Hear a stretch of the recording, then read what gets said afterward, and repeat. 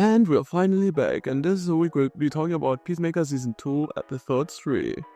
Remember when the Flash was still good and they went to Earth 2, an Earth from a parallel universe? Well, a decade later, Peacemaker just did the same in this episode. The nostalgia felt real with this one.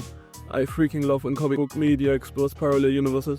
You could argue it might be a little bit too early for James Gunn's DCU to explore parallel universe, but firstly, the Flash show also started exploring parallel reality since Season 2, and the general audience had no problem keeping up.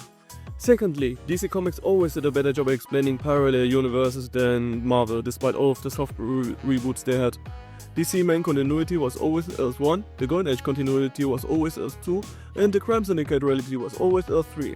There are other Earths, some more known than others, but you get the point. It's very easy to understand and to follow. Marvel, on the other hand, did a terrible job implementing multiverse-related things. And I'm not only talking about how messy and boring their multiverse saga was in the MCU, how they establish parallel universe stuff in general is very confusing and hard to follow. Not even I have gotten the gist of it.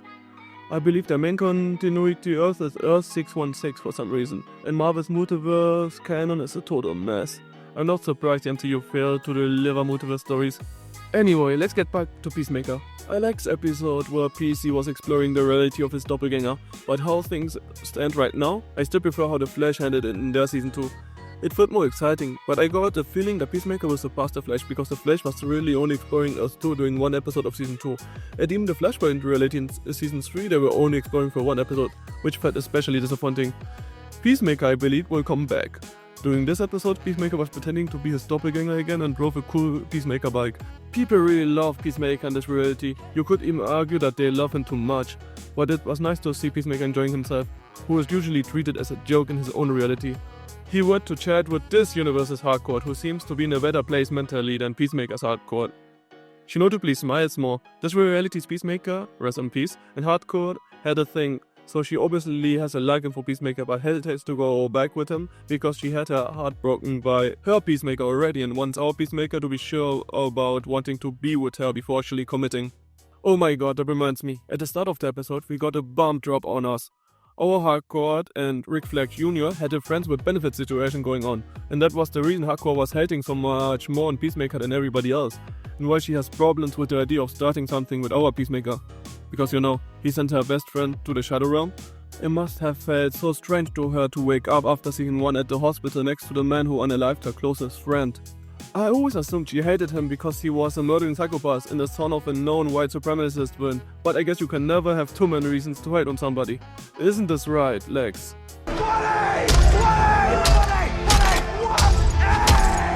And yes, they mentioned Flag Jr.'s Enchantress thing as well, which means that the bad Suicide movie is now also canon. That's a bummer. But back to the episode. Peacemaker runs into Flag Jr.'s doppelganger at Argos too, which makes him obviously uncomfortable. I guess it did not hurt that this version of Flag is way less alpha and way more clumsy than the one he knew.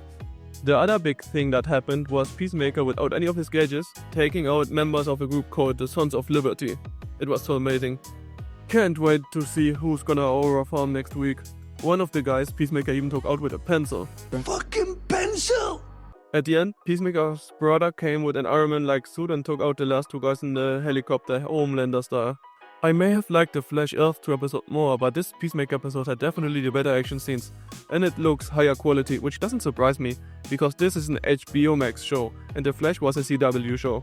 At the end of the episode, Peacemaker returns to his reality, which is very bad timing, cause while Peacemaker was having his adventure, Argus from Peacemaker's reality was getting ready for round 2, and they are on their way to Peacemaker's house to send him to jail. They find confirmation Peacemaker having an interdimensional portal, which he has. Because Eagly owed them so fucking much last time, they are even bringing a professional eagle hunter with them. Oh no. And Judomaster's also back, by the way. Yay. Next episode is going to be insane, except if Peacemaker manages to BS himself out of this situation. I just hope they don't kill Eagly for real. One more thing before I end this video. There's a theory going around which I would like to discuss, that one being that the reality of Peacemaker's doppelganger is Earth X. The Nazi Earth.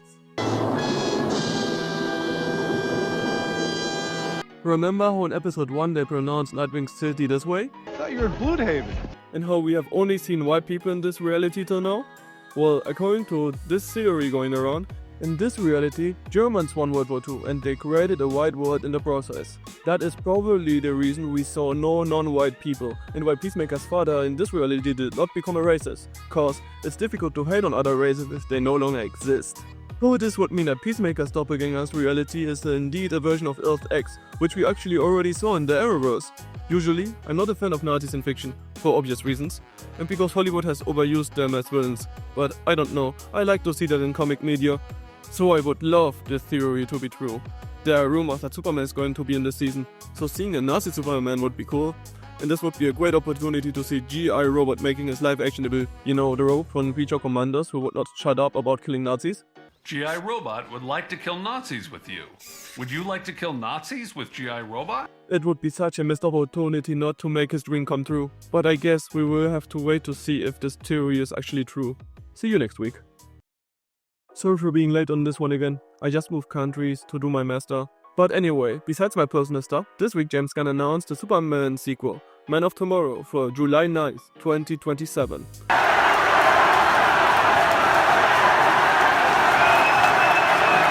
Oh my god, life is so fucking good right now. And it looks like Lex Luthor is going to be in this better armor from the comics. 2026 and 2027 are going to be so hyped movie-wise. It's like we're entering a renaissance of especially comic book movies after so many years of mid-movie releases.